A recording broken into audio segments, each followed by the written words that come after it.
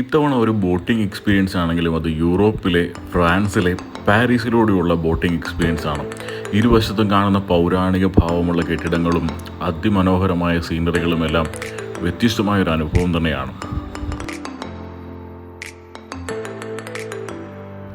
ഈ ഒരു തണുത്ത കാറ്റുമടിച്ച് ഇത്തരം കാഴ്ചകൾ നോക്കി നിൽക്കാൻ പറയുന്നത് ഏതൊരു യാത്രികൻ്റെയും ഒരു സ്വപ്ന സാക്ഷാത്കാരം തന്നെയാണ്. ഇവിടെ ഒരു വശത്തായിട്ട് നോക്കൂ, പക്ഷികൾ ഇങ്ങനെ മീൻ പിടിച്ച് പറന്ന് ഉല്ലസിക്കുന്ന കാഴ്ചകൾ, പിന്നിൽ ഡിസംബർ മാസത്തെ ഇല പൊഴിഞ്ഞ മരങ്ങളുടെ കാഴ്ചകൾ.